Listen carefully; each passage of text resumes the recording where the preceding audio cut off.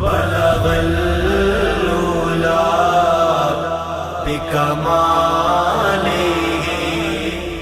अकरम सल्लल्लाहु अलैहि वसल्लम ने इरशाद फरमाया, जिस शख्स में ये 3 बातें होंगी वो ईमान का मज़ा पालेगा।